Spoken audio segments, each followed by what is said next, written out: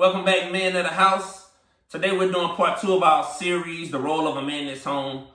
And today's part 2. Last week we finished with part 1, but before we get started, I definitely want to say thank you to everyone for the support.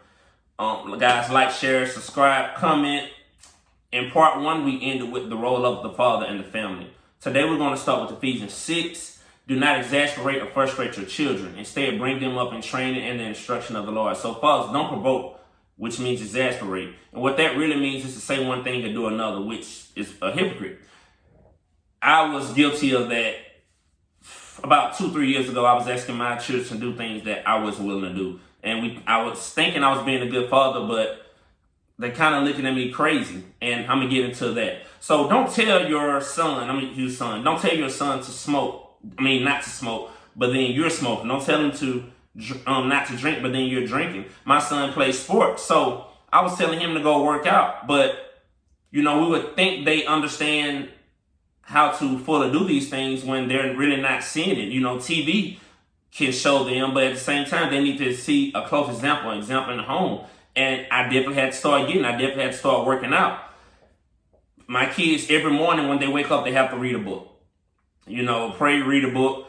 And if I'm not reading a book, they won't take it serious. So once they see dad reading a book, now they read a book and they don't have a problem with it. Right? As a matter of fact, this is the book I'm reading, How Successful People Think. Every morning I wake up, pray, spend time with God, read this book. And they see me doing it, so they know what time it is. When I'm done with my book, I go to the next one. And when they're done with this, they go to the next book.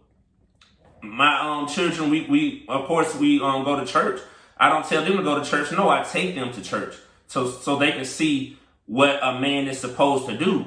Now, jails in our nation are filled with angry men. The study shows that 9% of that is towards the father, because we could tell them to do something. This is just one example. There are many examples, but we could tell them to do something and they're not doing it. We're not doing it. So it's, that anger builds up. And that's, if you look up the word exasperate, and you'll see all of this is towards that. But the Bible says train your child and instruct them. Now, train is a strange product. My whole life, until I really started reading, we thought the train is that long thing on the track, but that's not the train.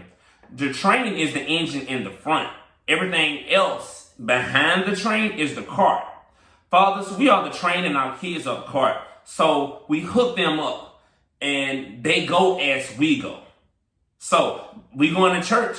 I'm instructing them. I'm hooking them up and they're going where I'm going. Our fathers, kids go as we go. And I'm going to touch on that again towards the end, what the Bible says. It talks about that several times in the Bible. I mentioned Ephesians 6, and read that for yourself. But continuing on, we don't take them to the club where we're drinking. If your kids can't be present in your friends' presence, they're not your friends. I'm going to say that again. If your kids can't be in the presence of your friends, your friends are not your friends. Think about that. Now, the Bible says fathers train. We can't leave them to mom. We can't leave them to mom. It's not the mother's job to train. Nowhere in the Bible that it says a mother should be training. Jesus, God, he puts it on father. He puts it on dad. Now, so single mothers, if you and father at odds, swallow the pride, both of you, and get the father in his life. Let the father do what the Bible says he should do. Mothers do a great job of raising children, raising our sons. But a woman can't teach a man how to be a man. Hopefully that makes sense. Now, men, if you are not sure where to start with this, where to get your resources from, man, you got the Bible. There's a lot of things you can do to get this knowledge. Me and my wife, we wrote a book, Beating the Odds, and it's basically, this book is basically on how we did with my son. We had our child our sophomore year in college. And I had to grow up. We have a lot of resources there, and we'll pass up a bookstore to go fast food. And those are things like that we need to change.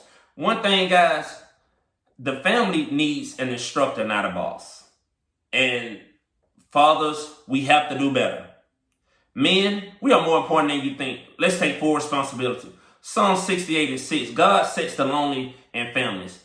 And what that means is when someone is lonely, they need a family. That's how powerful the men are. But what we have to remember is that in order to have a family, it starts with the man, the father. Guys, let's continue to do better. Let's take full responsibility. If you got value from this video, like I said, like, share, comment, subscribe. God bless, man of the house.